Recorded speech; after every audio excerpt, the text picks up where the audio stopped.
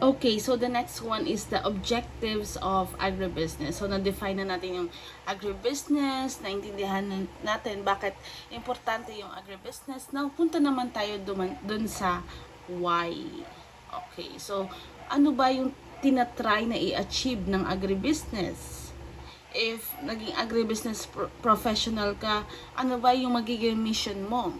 So, etong slide na to, meron siyang 10 core objectives na nagdadrive sa successful agribusiness sectors sa buong mundo. So, we can group these 10 points into actually different categories Pero, let's just discuss one by one. So, the first one, it says here to develop a competitive and a sustainable private sector-led agribusiness sector. So, actually, ito, the same with this, promote commercially oriented agriculture activity, and also,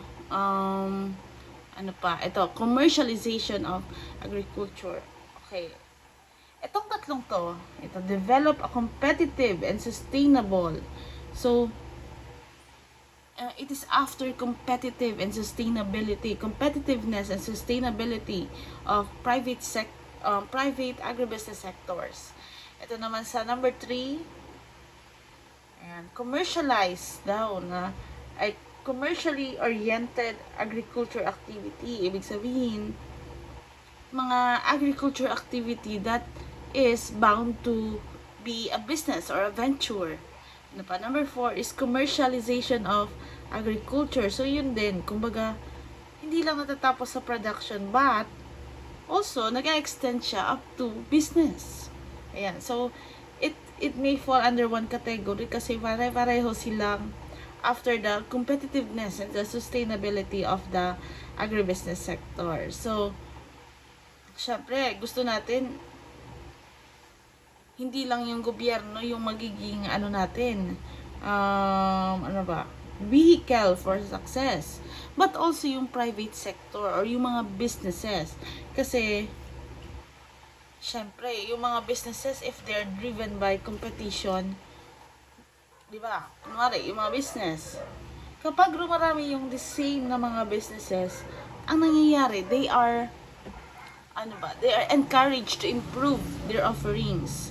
So, tendency, nag-i-innovate sila. So, and because of that, later on, nagiging siyang sustainability or na-achieve yung sustainability.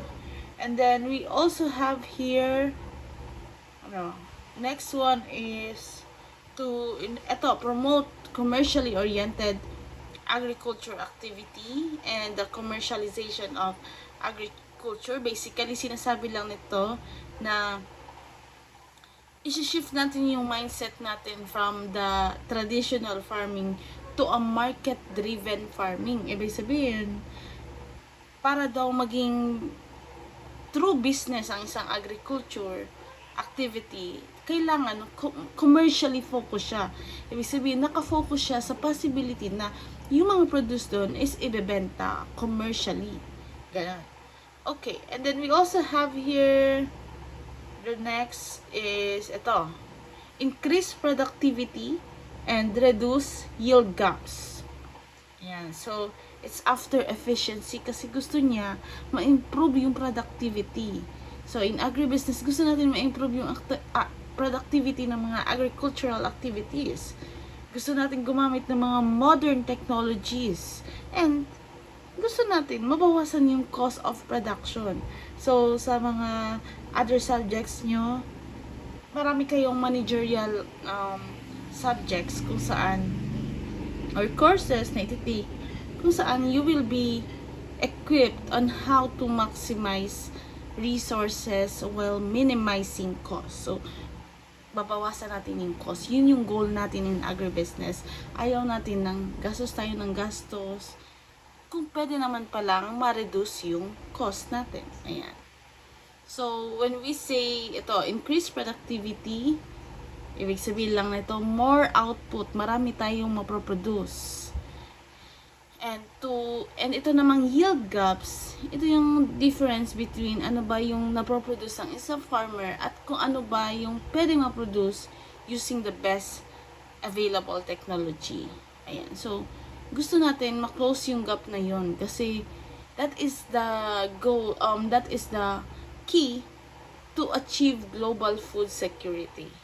And then, of course, we want to use modern technology because, syempre, pag may modern technology tayo, nakakasabay tayo sa improvements ng technology, then we can perform or we can harvest efficient like amounts of, let's say, crops and all.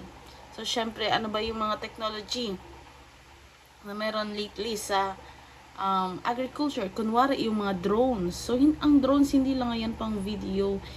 Ginagamit din siya for irrigation.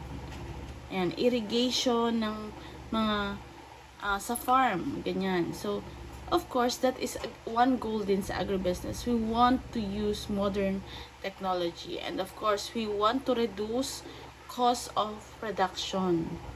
So, sa agribusiness, you are going to look for the most efficient ways para makaproduce ng goods. So, gusto natin mababa yung cost na magagamit natin. And then, we also have here some objectives that are focused on profitability and growth, such as ito, advanced high potential sector, ano pa, value addition, export, agriculture, and higher farm income. So, iisa-isahin natin. Itong number 5, advanced high potential sector.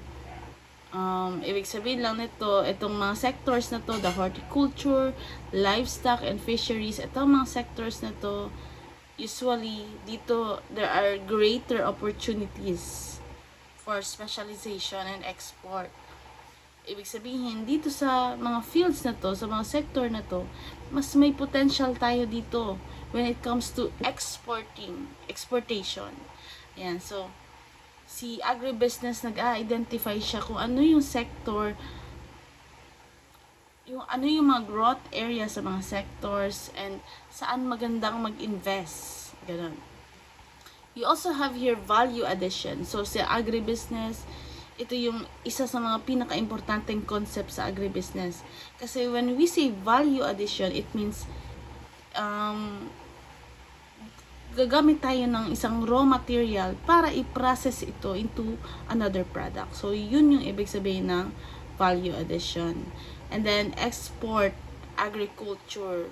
So, syempre, concern din ng agribusiness yung ma-expand natin yung market natin na hindi lang tayo dito sa Pilipinas bebenta, but also outside the country. And syempre, lastly, the objective, higher farm income. So, ito yung pinaka-ultimate or pinaka-crucial na objective natin sa agribusiness.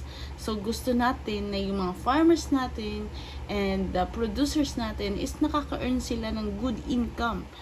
And, syempre, gusto natin maging sustainable yun. So, we want it to be prolonged. Hindi lang like, for example, pag may event lang, tsaka nagkakaroon ng maraming benta, hindi ganon. Gusto natin na, sustainable siya, na they are really receiving constant increased income sa kanilang mga operations.